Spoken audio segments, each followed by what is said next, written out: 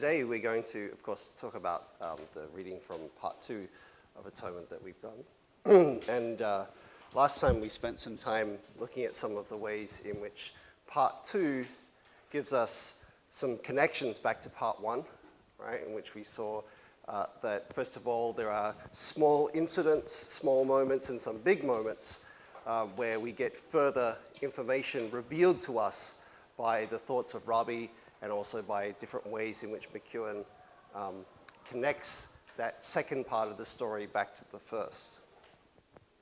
Also, I mentioned that McEwen gives us a broader context for thinking about some of the novel's issues, like ideas of justice, revenge,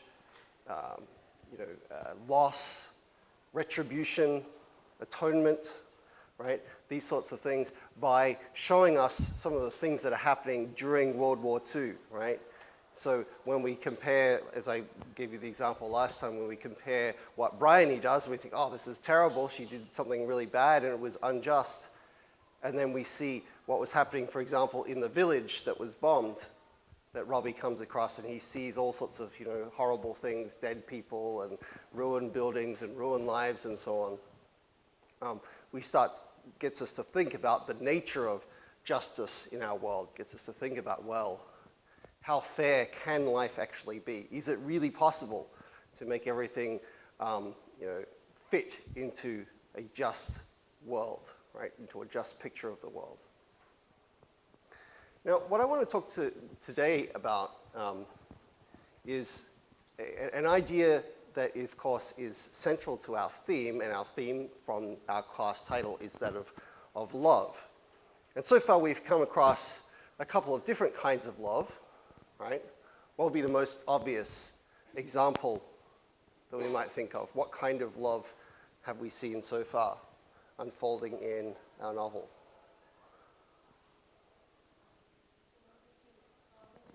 Right, and what kind of love do we call that? Romantic love, right? Because it's not the same as love between like parents and children, right? This is a romantic love, right? So we've seen issues of romantic love, and we've seen obviously Robbie and Cecilia as being held up as a positive example of that, right? We see that they're, as far as the novel seems to present them, they seem to be a good couple, and we approve of their match. We've also seen some not so perhaps healthy romantic connections. So potentially, we don't know, but potentially between Paul Marshall and Lola, for example, which we see them flirting with each other. We don't know what more comes of that, but obviously, between a 15-year-old and someone who is 10 years older than her would not be seen as something that is okay. Any other kinds of love that we've seen in this novel? Right, maternal. So we can see from Emily Tallis, right, has some feelings for her children, although notice that she is quite a distant sort of mother, right? And her children have adjusted to this, not because, perhaps so much because of her personality, but it's blamed upon her constant illness, right? That she's had these migraines, she's had these health problems all of her life, and so her children have sort of like learned, stay away from mom right now, she's not feeling well, right? And they've sort of learned to be a bit distant from her. But there is another family bond that we've seen that's been even more pronounced. Between which two characters? Cecilia and Bryony, right? So remember, we saw that because Bryony is the baby, the youngest of the family, right? That the whole family have tended to treat her with much more tenderness and care than maybe the older children got, right? We see that like Emily Tallis, the mother, Cecilia, they both like to hold Bryony much longer than like normally one likes to hold the baby, but even when she's a bit older, they still like to cuddle with her. We see that Cecilia, when Bryony has nightmares, tells her, come back, right, and takes care of her little sister. And then on the other hand, we see that this manifests itself in a different, from the other side. So when Bryony starts to feel, oh, I'm an adult, I have to take care of my sister, right? She also has these sisterly feelings for Cecilia and saying, oh, I should protect her from Robbie. Although what we've seen in part 2 makes us suspect maybe she isn't really that sisterly. Okay. Now, all of these love relations, all of these connections between human beings that are grounded in love require something else. They require a notion of ethics, right? And this is something that we're going to explore a little bit today, which is, what do human beings owe to each other? What kind of obligations do we have, right? If we see someone hurt, if we see someone in trouble, and even if they're not, how do we connect to other people? What are our obligations both as people and, as we'll explore more broadly, especially in the next book, to society as well, right? So all of these love relations, they all grounded in some sort of notion of ethics. How do we behave towards each other? And how do we moderate our own behavior for those purposes? All right. So before we get into that, just want to explain some terms quickly. There was a little bit more slang that I didn't cover in here, but a few of them I should explain. First of all, they mention Maginot, which is the famous Maginot Line, which was a series of forts that the French built along their border with Germany, right? Because remember, the World War I was fought against the Germans, right, by the French. And so they were worried, oh, if there's another war, what will we do? Oh, we'll create a series of forts, heavily fortified. You know, there's no way that the Germans could take these forts. They're very strong, they're very powerful, right? So you can imagine, this is sort of how they designed it. So here's France, here's Germany, and they built some forts like this, right? So this was called the Maginot Line along the border, with all of these forts, military forts, military bases to keep the Germans out. Can you see what the problem might be? Right. So the Germans instead just went straight in between, right? So the Maginot Line was a very famous military failure from that perspective, is that they held the forts, but the Germans just went in and took France without having to actually fight any of those bases.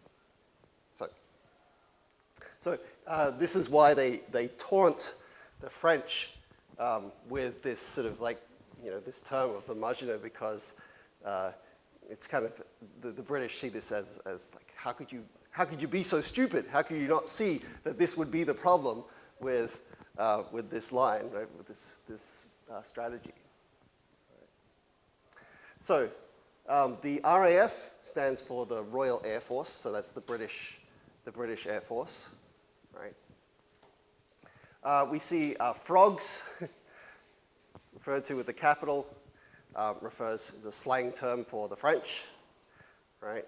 And that's because, two of the things that French cuisine is famous for are what? Escargot, which is snails, and what part of the frog? The legs, right? Frog's legs. So because of that dish, frog's legs, the slang for French people being the frogs. There are other much more nasty slang terms for them, but this is one of the more friendly, joking ones. Right? It's like, these people eat frogs? Weird. Okay. And snails. So, and then just at the bottom there, the German Air Force, by contrast, is called the Luftwaffe. Right, Luftwaffe. So, okay, so these are some of the historical and slang terms that might be helpful from today's reading. Okay, so as I mentioned just a moment ago, we're going to take a look at this question of ethics. How do we behave towards each other? What do we owe towards other human beings, right? How does this create our ideas of what is right and wrong, what is good and bad? Right? These are all central themes that McEwan is exploring in here. And it's not just explored in this particular novel, but is a recurring theme in McEwan's books.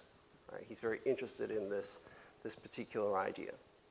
Now, if you read some of his other works, and the earlier back in McEwan's works you go, the darker. So if you think Atonement is dark, some of his early books are very, very, very scary and very, very, really quite dark and full of murder and incest and sexual depravity and all sorts of weird things that occur, especially in his very early short stories.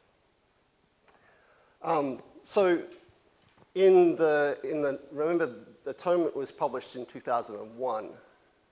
And in the 1990s, McEwan tended to focus his attention upon looking at questions about politics, right? And how they, in turn, reflect our ideas about ethics and how we behave towards each other, right?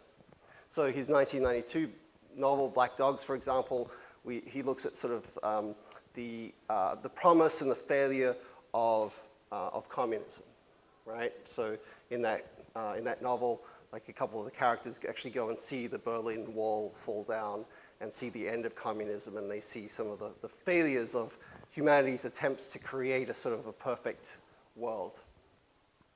One of the most pessimistic of his books is his novel Amsterdam 2, in which we see a couple of characters preparing in their various ways for the new millennium, and one of the characters is a composer who's wanting to create a new symphony of hope for the 21st century. I won't tell you how the novel ends, but it ends very badly with murder, betrayal, all sorts of nasty things that contradict those messages of hope, right, that we see in the music. But I think one of the best examples from McEwan's other work is from a novel I mentioned earlier in the course, and that is Enduring Love. Right? This is from 1997, and in that novel, if you remember, I told you that the novel begins with a hot air balloon accident, right? In which a hot air balloon takes off accidentally and it has a small child inside of it. So of course the small child doesn't know how to use the hot air balloon, and once it runs out of fuel, it's going to crash, and the hot air balloon means it will come down and will kill the child potentially. Right?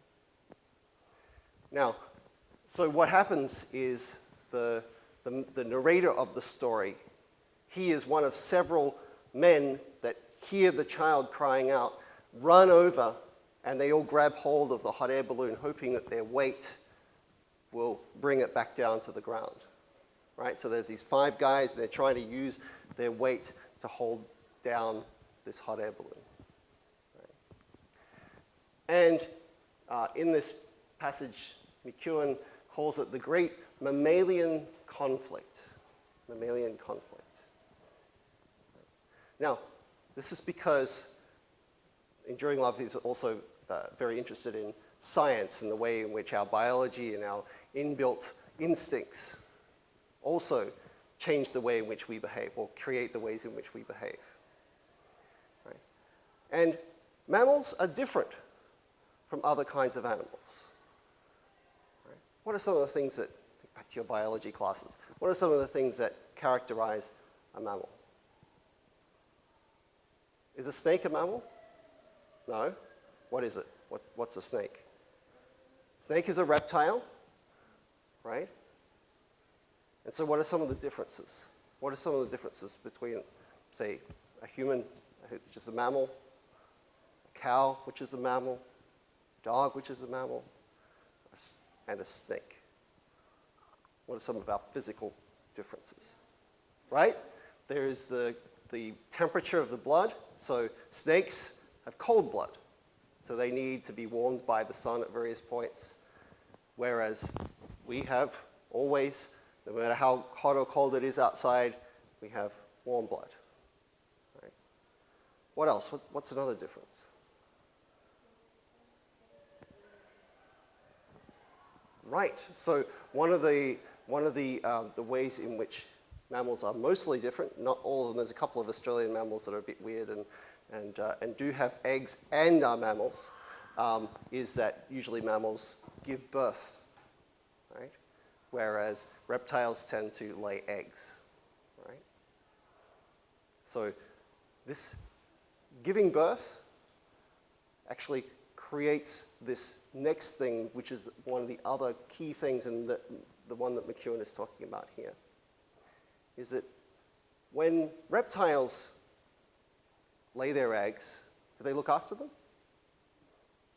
No. They lay them, leave them wherever, and then they go off. Are they upset if someone comes along and eats the eggs? No. One of the things about reptiles is they don't have a capacity for sympathy or compassion, right? So, like when a snake bites you, it's not doing it because it hates you, right? It doesn't care, it doesn't have those sorts of feelings, right? Whereas if you have, let's say, a dog that just had some puppies, and you try to attack her puppies, I don't know why you would, but if you were to, would the dog say, oh, okay, all right? It wouldn't, would it? Right? It would defend its puppies, right? And this is something about mammals in general that tends to be different, right? Is that mammals have, especially within our own species, we have a response to when we see others who are in pain or in suffering, and we go to help. So it doesn't mean that we necessarily do actually do this. Like sometimes we can ignore it. But it's built into the way in which mammals behave, is that they have an instinct for helping others. Right? Have an instinct for preserving those around them. Right? So if we see someone fall out there in the corridor, we don't just say, oh, okay, someone fell over. Right? We go out there and we see, what's wrong? What happened? Are you okay? And of course, human beings even feel this for other species. So, when we see an animal that's hurt, for example, we feel these feelings of emotion and compassion. Right? So, for McEwen, this is sort of a biological thing that is built into us. Right? It's an instinct that humans have, and that all mammals have. Right? Is that we have this inbuilt instinct to help each other. And he says that we have this mammalian conflict, mammalian being the adjective of mammal, right?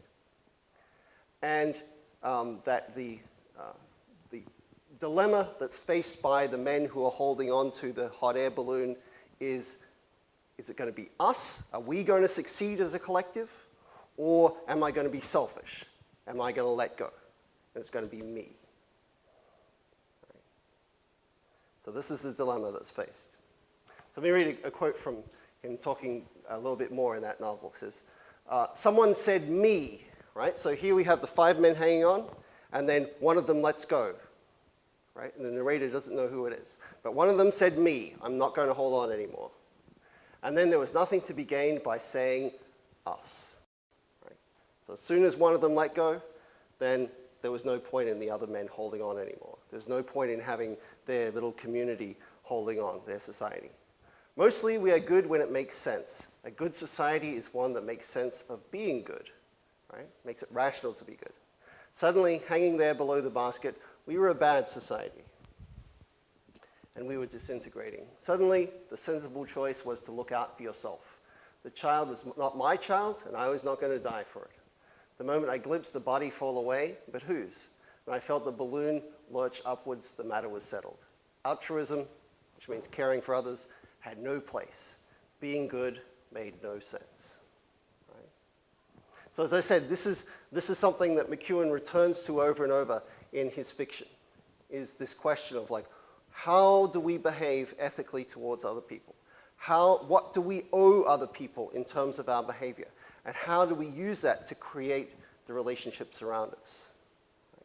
In this case, Joe, the main character from that novel, he's saying, look, this child is not mine. The other guy is let go. Now the others are all letting go. There's no point in me holding on here. What's the point? Right? Why am I holding on?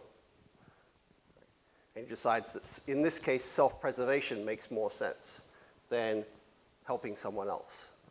Right?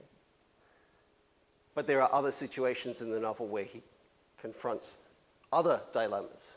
Right? There are things, for example, with his wife, in which he has to make decisions where, of course, he does have something invested in her. She's his wife. She's the closest person in his life. She's not just some random person that he is helping, as in this case. Right? So something similar we see going on here with atonement, right, is that when we have Bryony making her accusation against Robbie, we have to ask, well, what is her ethical obligation here? Right? Is she obliged to tell the truth? What is her relationship to Robbie, to Cecilia, to her family, to the truth, to the police, right? All of these things that require her, that we expect her, that we want her to behave in an ethical, in a right, what we consider to be a good way. Now, in part 2 here, we're going to see in our reading today that McEwen gives us at least 4 examples that I'm going to quickly go over, in which he provides us with more of these dilemmas, right? In other words, just as we saw the contrast between like the bombed village and Bryony's crime, right, and how we could compare those two, similarly, we're going to see that these dilemmas where Robbie in particular has to make choices about, is he going to be selfish? Is he going to help other people? Reflect upon the kind of ethics and the kind of ethical person that he is, right? So these things are revealing about his character, but not just Robbie as a character, but also the kinds of things that we as readers would think, this is a good person who would do this. This is a bad person who would do this. This is an ethical person. Right? Okay. So the first of these comes from towards the beginning of our reading, when we see Robbie and various other people, his friends and townspeople and so on, are walking along a road, and they see some planes fly overhead, right? And they know that these planes have great big bombs on them. Right? So they know that they're not just going to drop like an expensive, huge bomb on one person, right? They know they're going to drop them on a big target. So at first they're not worried, unless after they've dropped their bomb, the planes come back around and try to shoot them down with their machine guns. But at this stage, they're not worried until they see one plane break off, and it actually does come to attack the people, right, who are on the road, Robbie being one of them. And we see that as Robbie is running along, he brushes past a woman and who is running with her young son. Right? And you notice that he then, because of this contact, because he has this almost physical brush with her, right? And she knocks along his side, that he feels that mammalian feeling of, oh, I've got to help this woman. Right? I've got to help her. She's in trouble. She has a son. She's a woman. I've got to help this woman. It's my job. It's my human duty to do this. So here it says, this is on page 128 of our course packet. A woman brushed past him carrying a crying child. Then she changed her mind and came back and stood, turning indecisively at the side of the road. Which way, the farmyard or the field? Her immobility delivered him from his own. As he pushed her by the shoulder toward the gate, the shoulder meaning the side of the road, toward the gate, the rising howl commenced. Nightmares had become a science. Someone, a mere human, had taken the time to dream up this satanic howling. And what success! It was the sound of panic itself, mounting and straining toward the extinction they all knew individually to be theirs. It was a sound you were obliged to take personally. Right? So we see two things happening here. Remember, I said that McEwen is interested in the way our instincts shape our ethical behavior and our behavior towards other people. On the one hand, we see Robbie has this instinctive feeling to help this woman. Right? She brushes against him, he feels this physical contact with her, and he's like, I've got to help her, right? And so he grabs her, and because she's not sure, like, which way do I go? And he just grabs her and says, let's go this way. Right? Takes charge. And then we see with the sounds, these sounds of war, the sirens and so on that he hears around him, right? We see a second instinctive way in which humans react. In this case, there are these terrifying sounds, right? These sounds that have been designed to make people scared, the sirens and so on, right? Again, it's not something you think, oh, okay, there's a siren. Okay, all right, I will be scared now, or I will get out of the way now, right? It's something that is designed to make you panic, make you scared, make you act instinctively. It's like, oh my God, what's happening? How do I get out of here? What am I going to do?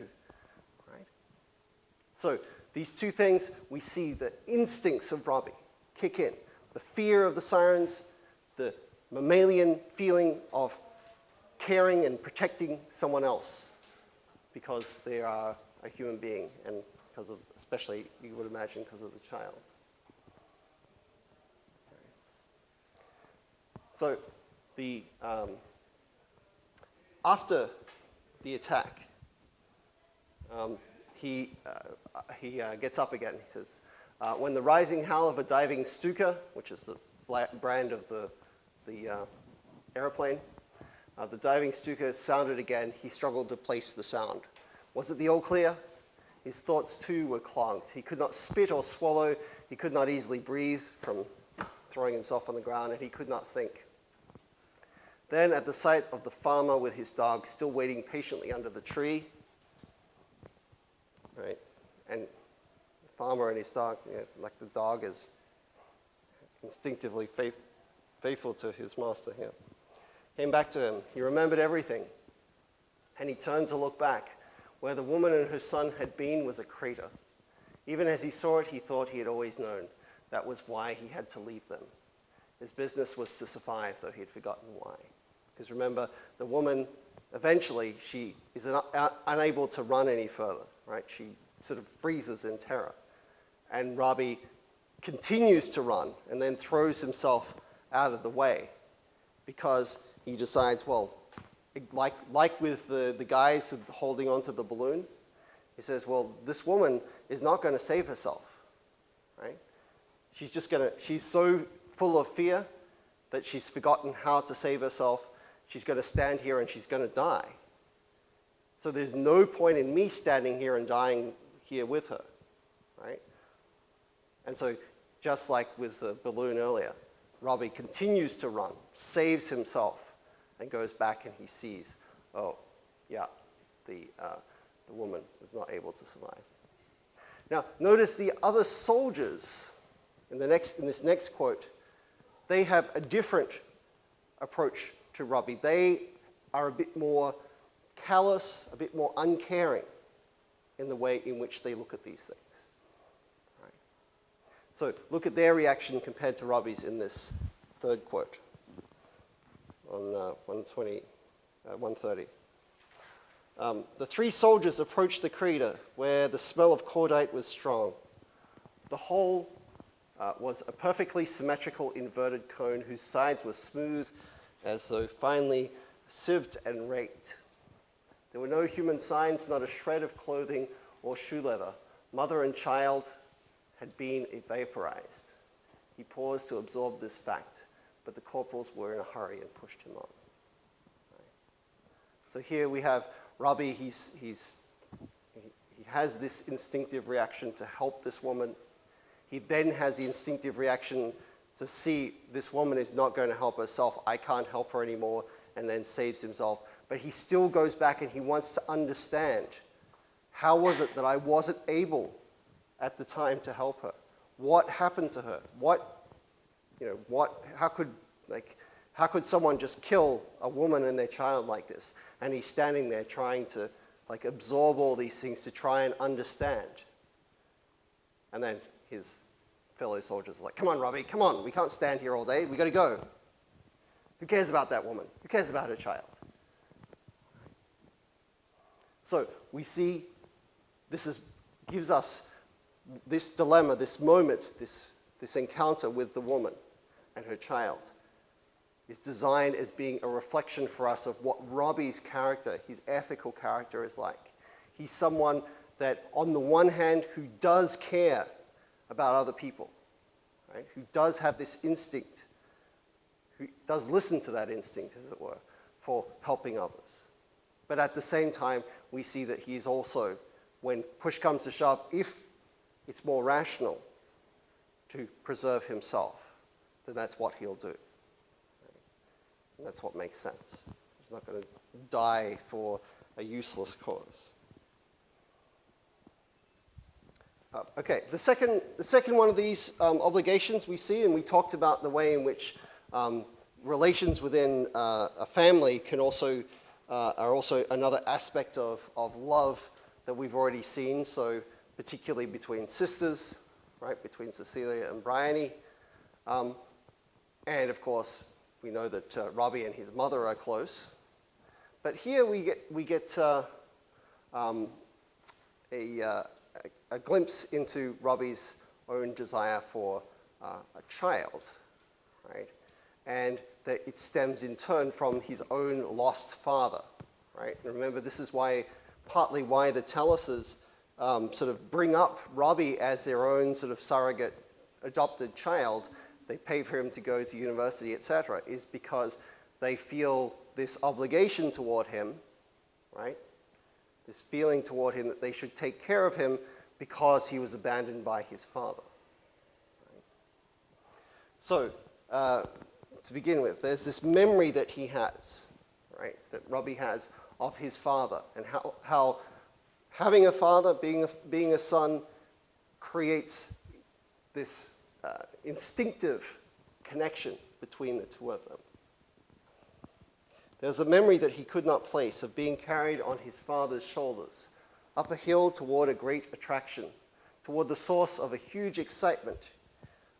He would like those shoulders now. His missing father had left few memories, a knotted neck scarf, a certain smell, the vaguest outline of a brooding, irritable presence. Right? So Robbie here, we see that his own ethical behavior towards others, his own need to help others, his own desire, as we'll see in a moment, to have his own children, is tied back to his own missing father who had gone away, but who he still feels this strong connection to. Now, in the next part, we have here, first of all, the beginning of this quote. If you remember, this is World War II. And so the young men who are fighting in this war, many of their fathers would have also fought in a war, which would have been World War I, right? So many of these young men who are fighting in World War II, their fathers fought in France as well. Many of them died in France. So they either, this explains the beginning of this part. I'll explain the whole thing in a moment. So nearly every man here had a father who remembered northern France or was buried in it, right? So he's referring back to World War I, right? That the people around him, his fellow soldiers, many of them had fathers who had fought in World War I. He wanted such a father, dead or alive. Long ago, before the war, before Wandsworth, which is the prison he was in, Robbie that is, he used to revel in his freedom to make his own life, devise his own story with only the distant help of Jack Tallis.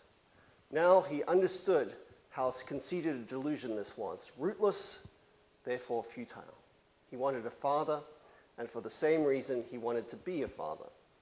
It was common enough to see so much death and want a child. Common, therefore, human, and he wanted it all the more. When the wounded were screaming, you dreamed of sharing a little house somewhere, of an ordinary life, a family line, connection. All around him, men were walking silently with their thoughts, reforming their lives, making resolutions. If I ever get out of this lot, they could never be counted, the dreamed-up children, mentally conceived on the walk into Dunkirk, later made flesh. Now, part of McEwan's point here is he's saying, well, when you're faced with these horrible things, with these, the atrocities of war, you start dreaming of the opposite, right? You want to create a calm, nice, happy life, where things are sane and make sense, and you have a family, and you raise children, and you live in sort of hopefully a peacetime, right? And McEwan is, in a sense, there's a sort of historical irony here, because this is exactly what happened after World War II, right? Is what was known as the baby boom, right? My parents were part of it. Ian McEwan himself, even though he's born a couple of years after World War II, nonetheless, he's also a baby boomer, and that's actually become the name for that generation, right, of people who were born like right around the time of or just after World War II as the baby boomers. Right? So, of course, they're all starting to retire now, retirement age, but for a long time, this is a sort of an important generation because there were so many of them, and because they had new and different attitudes about the world than what their parents and their grandparents have. It brought about a lot of changes. So these are the people who were young, for example, in the 1960s, when there were lots and lots of sort of social changes going on in the world. Right?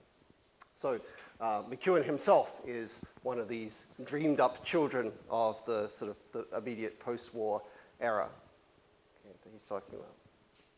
Secondly, by the way, you notice the place that they're walking to, Dunkirk, is very famous in World War II history as well, because at this point in the war, the British and the Allies were losing the war to the Germans. And so the place that they go to, the beach on Dunkirk, was a place of retreat, right? Where all the British forces went back there because they had nowhere else to go. They were running away, they were retreating. And what the British did was that they sent down every available boat, every person that they could, to come and pick up the soldiers and bring them back across the English Channel to bring them back into Great Britain, right? So not just the army, but like anyone, a fisherman, someone who had like a summer boat, everyone, they just sent them all over there to bring back the defeated army to then regroup and then, of course, eventually defeated the Germans. Okay, so those are the first two examples we see. The first dilemma, when Robbie has his encounter with the woman and they're attacked by the airplane, and how his behavior reflects his ethical character. Secondly, the way in which this is tied into his aspirations, both for missing his father and his own desire later on to become a father.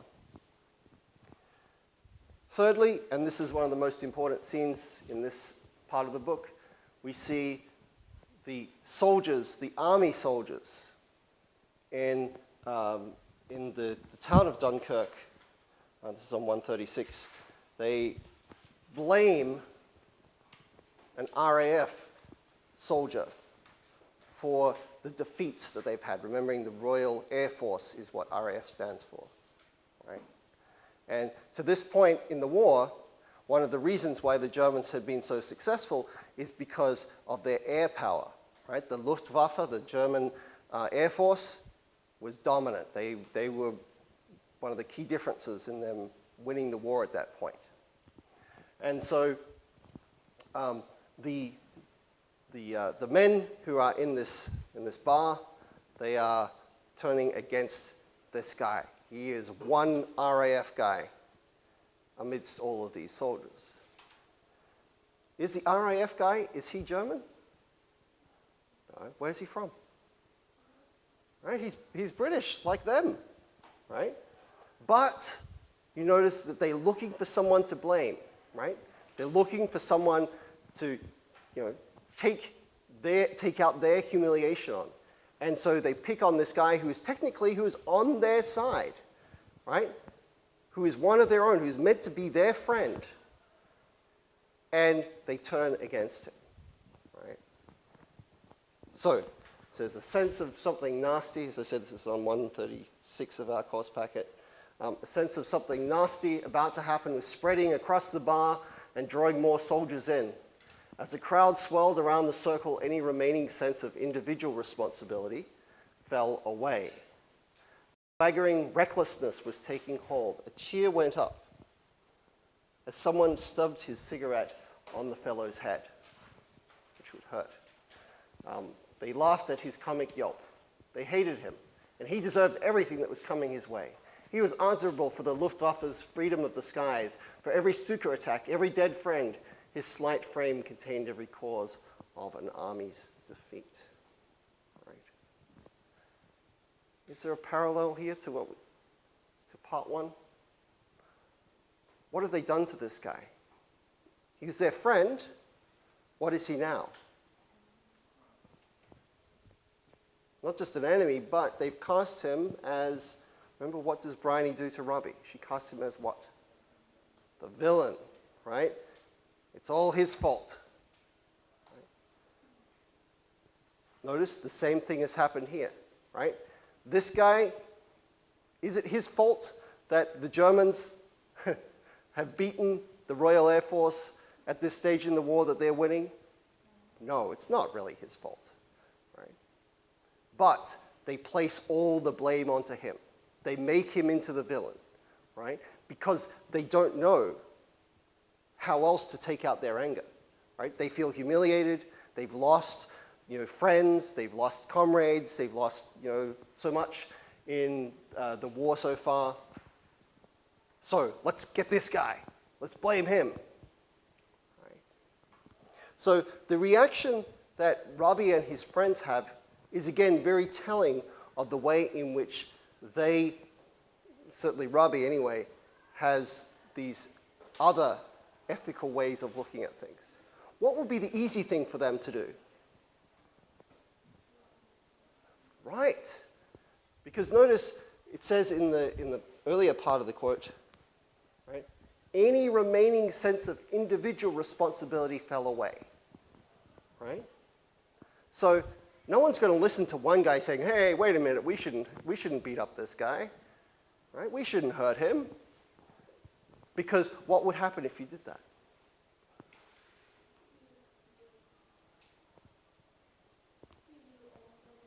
Right, so the crowd would also be like, those two are in it together, let's get them both.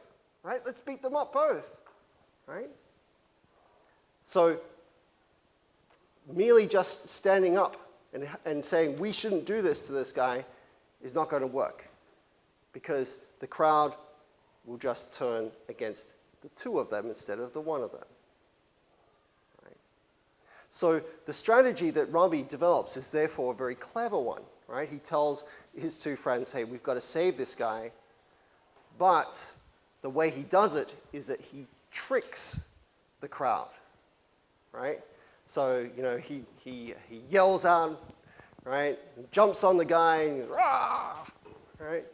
Tarzan style. Right? Jumps on him, he's like, yeah, I'm going to get this guy, I'm going to go drown him outside, right? And they trick the crowd into thinking that they're attacking him, and while they're doing that, they sneak him away and out of view of the crowd so that no one can see where he's gone or what they're doing, right? So again, notice that they have this choice, this dilemma, just like Robbie has with the woman in the field, right? Do they save themselves? Right? The easiest way to save themselves would be just to let the crowd attack this guy. Right? But instead, they make this ethical choice, well, we're not going to fight the crowd. We can't do that. We're not going to stand up for this guy in the usual way. But if we use our skills and our mind and our cunning, we can save him by pretending to be part of the crowd. Right? So they fulfill their ethical obligations, right? They help this other guy, but at the same time, they preserve themselves through this cunning, through this strategy. Okay. The last one is where we see the soldiers help a woman, right? And they help her to capture her pig that I guess she values greatly. And of course, she makes this the condition of her helping them. She says, like, I'll help you guys if you capture my pig for me. And they do, right? And we see that she, in turn, then gives them some supplies, some wine to drink, some food to eat, some water, right? Remembering that these things have pretty much run out in the rest of Dunkirk, right? So these things are very hard to get and quite precious.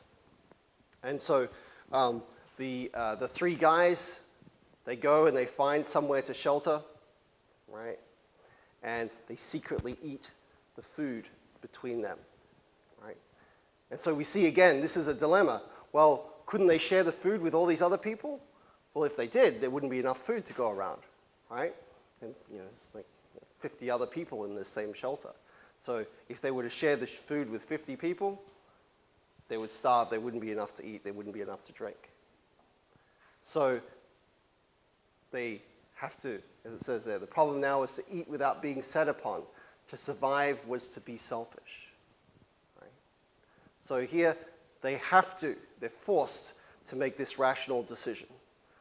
Right? We would normally, if we had the resources, we would help these other people. But in this case, we have to save ourselves, as far as Robbie is concerned. Just like when we think back to the woman in the field, right? She freezes there. She doesn't know. She can't run anymore. She's so paralyzed by fear. And Robbie thinks to himself, well, I can't just stand here and get bombed, right? There's no point in doing that. I might as well go and try and save myself, right? And this is the same here, where the food, the drink, right? No point in sharing it with anyone beyond his friends, because it wouldn't save anyone, right? Either it helps the three of them, or it helps no one. Okay, so as I said, these things are designed to get us to think about this question of ethics. What do we as human beings owe to other people? And of course, this is something that we always, when we think about these kinds of questions, also we have to think about how close these people are to us that we are helping, right? If it's your sister or brother, if it's your mother or father, is it your lover or your husband or wife, right? Is it a friend? Is it a distant friend? Is it a coworker? Is it someone you just met? Is it a complete stranger? Right? All those things, all those questions, right, determine our behavior.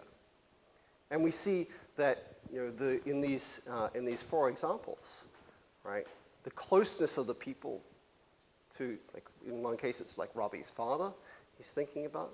In another case it's a woman that he's never met before and her child that he's never met before. In another case, it's his 2 friends who we see are not really close friends to him, right, from earlier. They just they tag along with Robbie and, they just sort of form this little partnership and they're not really, like, they kind of make fun of Robbie for being more educated than them, but at the same time, they kind of respect him for his knowledge and his cunning, right? So these things are all designed to get us to think about these questions of ethics. How do we behave towards each other? How do we decide what is right and wrong? Well, how do we decide what is good behavior, right? And of course, ultimately, these kinds of questions are designed to get us to come back to the question of Bryony and what she did. Right? Not just yet, but as we continue to read. How then, having looked at these dilemmas, having looked at these questions of what ethics means, what ethical behavior is. How then do we go back and we think about what Bryony did and how she in turn, as we see she's now getting older, how is she going to cope with those questions? All right, well, we're out of time, so thank you guys. Please hand in your homework as you go, and I will see you next week. Enjoy your weekend.